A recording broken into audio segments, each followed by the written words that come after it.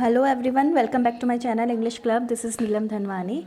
Dear students, from today I am going to start class 8's English syllabus. So you can see this is the book Honeydew, textbook in English for class 8. In this book there are 10 chapters, as you can see the list. Number 1 chapter is the best Christmas present in the world. Dear students, in this world, nobody wants to fight. Nobody wants war. कोई भी युद्ध करना नहीं चाहता है. अगर दो Nations के बीच में कोई मैटर होता है तो उसे बैठ के सॉर्ट आउट किया जाए तो किसी की भी वॉर में डेथ नहीं हो.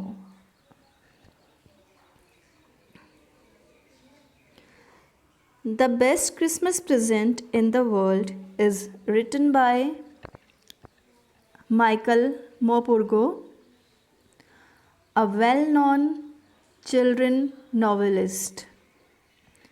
इन्हें बच्चों के लिए स्टोरीज़ लिखने, नॉवल लिखने के लिए जाना जाता है. डियर स्टूडेंट्स, जब भी कोई फेस्टिवल होता है, किसी का बर्थडे होता है या कोई स्पेशल ओकेज़न होता है तो गिफ्ट्स हम दिया करते हैं या फिर लिया करते हैं. गिफ्ट्स लेना और देना सभी को अच्छा लगता है. सो यहाँ पर इस चैप्टर में किस तरह की गिफ्ट की बात कही गई है, किस तरह के प्रेजेंट की बात कही गई है, वो हम आज पढ़ेंगे. This chapter has been divided into 3 parts. So in this video will read part 1. Before starting the chapter, there are some hard words which you have to note down in your notebook and you have to learn it. यहाँ पर आप देख सकते हैं कि मैंने कुछ hard words दिए हैं. आपको इन हार्ड वर्ड्स को अपनी कॉपी में नोट डाउन करना है और इनको लर्न करना है. Part 1, spotted it. It means saw it, found it. देखा या पाया. Number 2 is expensive.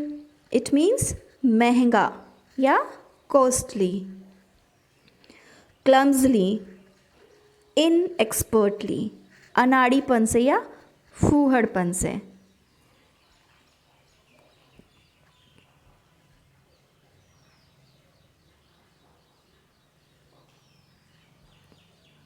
Mended, mended means मरम्मत किया हुआ. कोई चीज़ टूट जाती है तो हम उसकी मरम्मत करते हैं. Scorch marks, it means burn marks, जलने के निशान. पेड, पेड मीन्स भुगतान किया. ब्रॉट, ब्रॉट मीन्स लाया.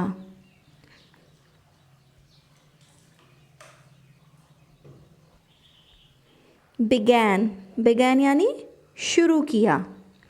पुल्ड आउट, पुल्ड आउट यानी निकाला.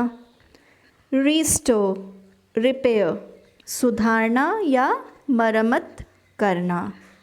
Next is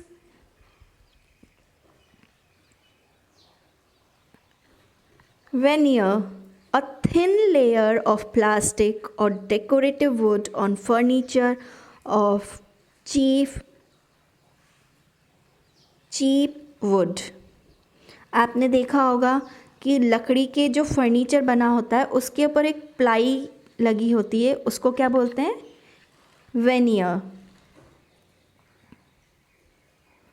and the last next is damage. Damage means spoilage, क्षति. किसी चीज़ को क्षति पहुंच जाती है उसको हम क्या बोलते हैं? डैमेज, क्षतिग्रस्त होना. Taken their toll on. Dear students, this is a word phrase. What is the word phrase? Taken their toll on. It means damaged. It means damaged, or damage mean क्षति. Next is stuck fast. It means shut tight, जोर से बंद. Gently, quietly, धीरे से. Took out means बाहर निकाला. Buried means दफन. जब किसी की मृत्यु हो जाती है तो कई सारे धर्मों में उसको क्या किया जाता है? बरीड किया जाता है, दफन किया जाता है. क्यूरियोसिटी मीन्स जिज्ञासा.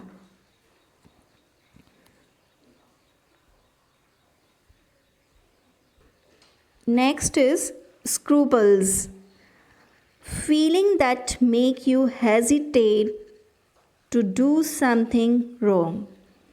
इसका मतलब होता है नैतिक संकोच.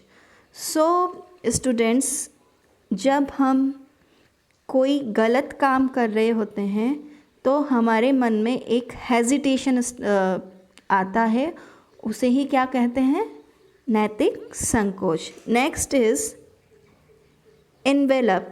It means लिफाफा.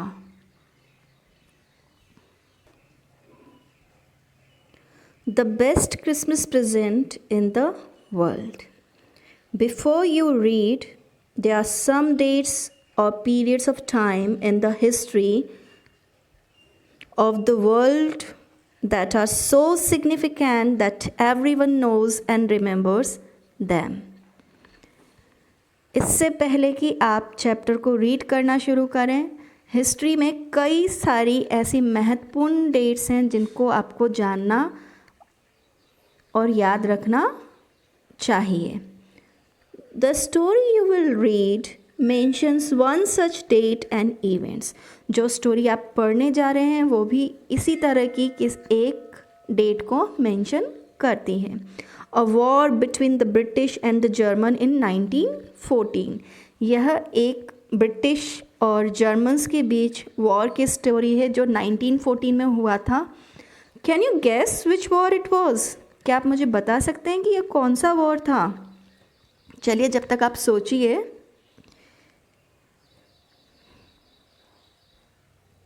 Here are some dates. Do you know which events the date below refer to? तो डियर फ्रेंड्स, आपको क्या करना है? ये जो डेट्स दी हुई हैं, इन डेट्स को अपनी नोटबुक में नोट डाउन करना है और आपको पता करना है कि इन डेट्स पे कौन सी घटनाएं हुई थी. फिर जब मैं नेक्स्ट पार्ट आपको पढ़ाऊँगी उससे पहले मैं आपको इनका आंसर बताऊंगी. I spotted in a junk shop in Bridport a roll top desk. मुझे यह ब्रिडपोर्ट की जंक शॉप में मिला अ रोल टॉप डेस्क, एक roll top desk table.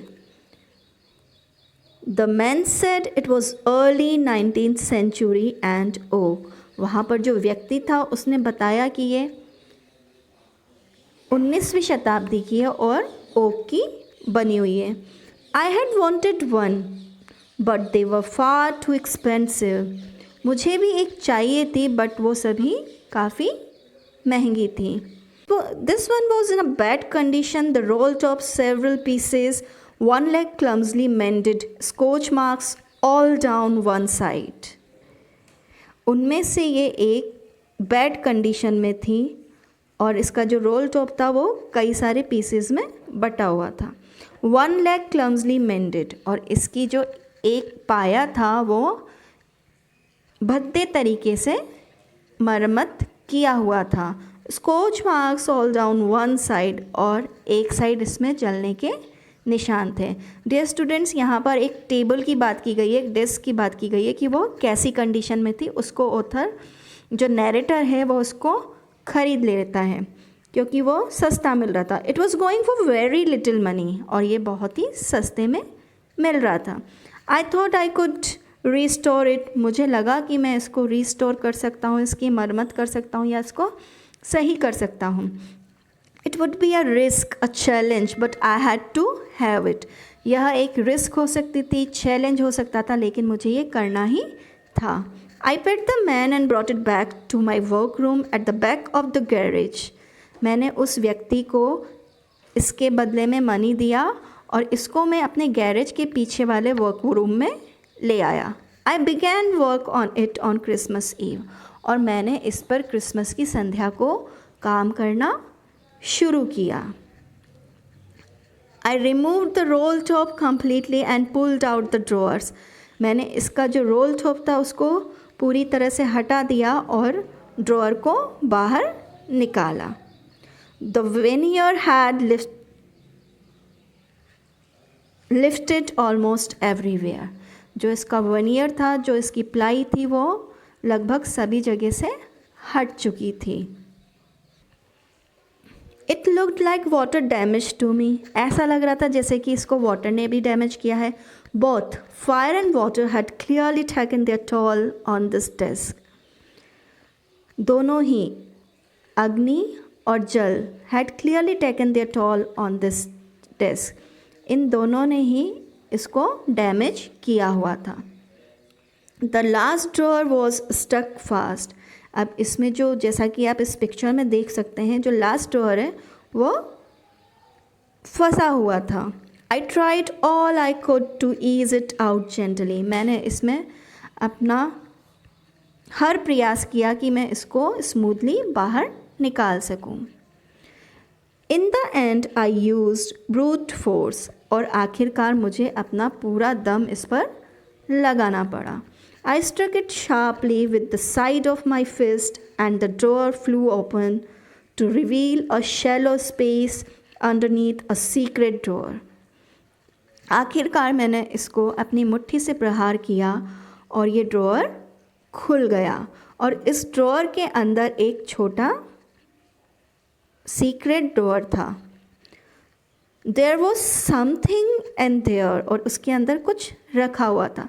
I reached in and took out a small black tin box. उस drawer में क्या रखा हुआ था? A small black tin box. एक छोटा black tin box. Sellotape to the top of it was a piece of lined note paper. और इसके ऊपर एक लाइनिंग वाला नोट पेपर था जो कि सेलो टेप से चिपका हुआ था. And written on it in a shaky hand writing. और इस पर एक गंदी सी हैंड राइटिंग में लिखा हुआ था, Jim's last letter received January 25, 1950. To be buried with me when the time comes. Jim का आखिरी पत्र जो कि 25th जनवरी 1915 को रिसीव किया और इसको दफनाया जाएगा मेरे साथ जब टाइम आएगा.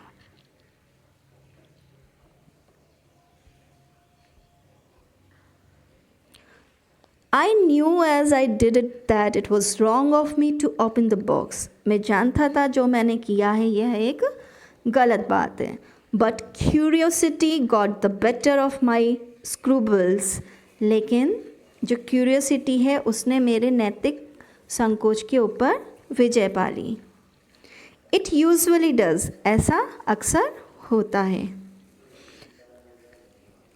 Inside the box there was an envelope.